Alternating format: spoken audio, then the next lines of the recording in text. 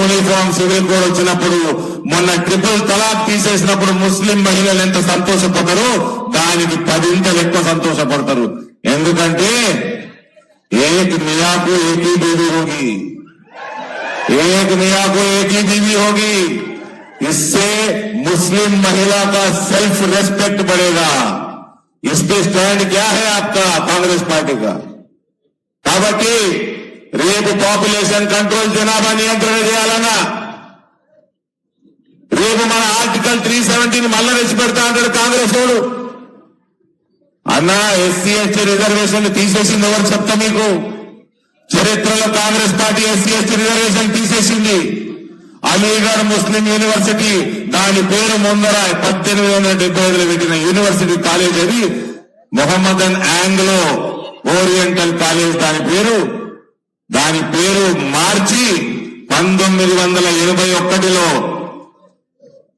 Congress party ప్రత్యేక చట్టం తీసుకొచ్చి సుప్రీంకోర్టులో 5 జడ్జిల బెంచ్లు మైనారిటీ స్టేటస్ ఇవ్వకూడదు అని జడ్జిమెంట్ ఇచ్చినాక ఆ జడ్జిమెంట్ కి వ్యతిరేకంగా పోయి పార్లమెంట్ లో ప్రత్యేక చట్టం తీసుకొచ్చి అలీగఢ్ ముస్లిం యూనివర్సిటీగా పేరు మార్చి దానికి మైనారిటీ స్టేటస్ ఇచ్చి ఎస్సీ ఎస్టీ రిజర్వేషన్లను ఆ యూనివర్సిటీలోకి తీసేసిన చరిత్ర గలీజ్ చరిత్ర కాంగ్రెస్ పార్టీ. 2011లో జామియా మిలియా యూనివర్సిటీని అక్కడ కూడా ఎస్సీ ఎస్టీ ఓబీసీ రిజర్వేషన్ నుండి పిల్లగాళ్ళు చదువుకుంటుండే దాన్ని కూడా మైనారిటీ స్టేటస్ తీసుకొచ్చి 2011లో సోనియా గాంధీ నాయకత్వంలో యూపీఏ ప్రభుత్వం ప్రత్యేక చట్టం తీసుకొచ్చి మన అందరు రిజర్వేషన్లు తీసేసి మైనారిటీ స్టేటస్ గా పెట్టింది. నేను చెప్తా ఉన్నా అన్నదమ్ముల అక్క చెల్లెలందరికీ హిందూ బంధువులందరికీ రేపు ఈ ప్రభుత్వం కొనసాగితే తెలంగాణలో ఉస్మానియా యూనివర్సిటీకి కూడా మైనారిటీ స్టేటస్ ఇచ్చి మన పిల్లలను అక్కడ చదువుకోకుండా చేస్తారు వీళ్ళు. గచ్చిబౌలిలో ఉన్న హైదరాబాద్ సెంట్రల్ యూనివర్సిటీని కూడా మైనారిటీ స్టేటస్ ఇస్తారు. ఇవాళ కాంగ్రెస్ పార్టీ మేనిఫెస్టోలో ఏం రాస్తున్నదంటే బ్యాంకులు ముస్లింలకి కార్పొరేట్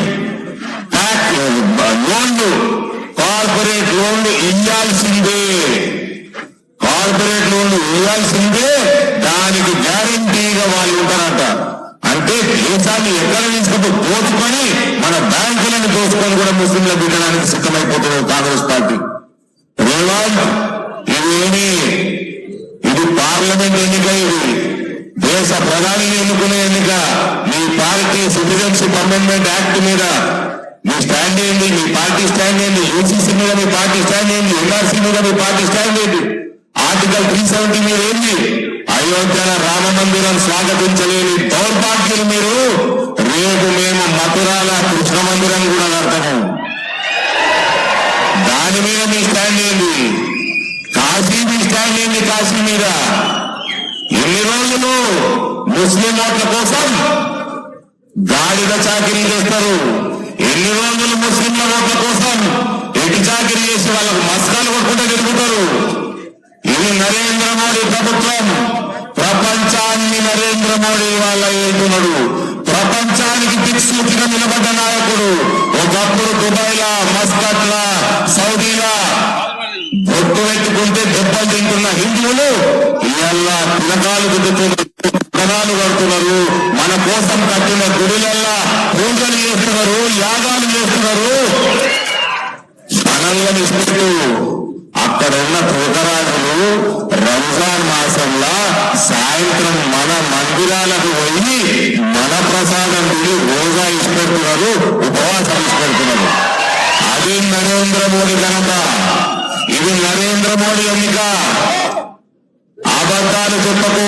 ఎస్సీ ఎస్టీ రిజర్వేషన్ అనేక యూనివర్సిటీలను తీసేసిన దౌర్భాగ్యపు పార్టీ కాంగ్రెస్ పార్టీ.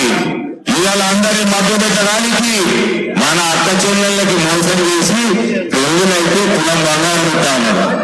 ఇచ్చిన అమ్మ కులం బంగారం ఇచ్చినాడు. 2000 పెన్షన్ 4000 పెన్షన్ చేసిందా అమ్మ? ప్రతి మహిళకి 2,500,000 ప్రతి మహాలక్ష్మి అని స్కీమ్ కి పేరు పెట్టి ఇస్తాన్నారు. ప్రతి గరీబ్ మహిళకి 5 లక్షల రూపాయలు పెట్టి గృహలక్ష్మి అని పేరు పెట్టి స్కీమ్ ఇస్తాను ఇచ్చినామ పేరునేమో మన దేవతల పేరు చేసేదేమో మొత్తం ఆ ముస్లింల కోసం ఎటుచాకిలు చేస్తా ఉంటారు. ముస్లింల కోసం ఏమైనా ఎంతైనా దిగజారనీకే సిద్ధంగా ఉంటారు వీళ్ళు వాళ్ళ ఓట్ల కోసం. ఇవాళ రైతన్నలు అడుగుతా ఉన్నా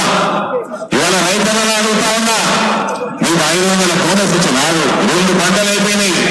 కేసీఆర్ తీసుకోండి ఎట్లా తీసిందో కరువు అట్లనే తీసుకున్నారు కరువు.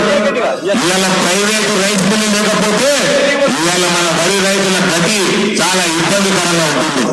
ఇవాళ మీకు రైతు భరోసా మోసం చేస్తుంది. ఇవాళ 2 లక్షల రుణమాఫీ మోసం చేస్తున్నారు. రైతన్నలని వాళ్ళ కడుపు కొట్టి మోసం చేసి గద్దెనెక్కినోడు నువ్వు ఎక్కువ కాలం ఆ గద్దె మీద కూర్చొని ఉన్నావు. అమిత్ షా గారు వస్తా ఉన్నారు. దయచేసి నేను ఆయన రిసీవ్ చేసుకోవడానికి వెళ్తాను. మీ అందరినీ కూడా కోరుతా ఉన్నా రానున్న ఎన్నిక ప్రతి ఒక్క హిందూ సోదర సోదరిమణికి 2024 ఎన్నిక మన జీవితాల్లో అతి ముఖ్యమైన ఎన్నిక.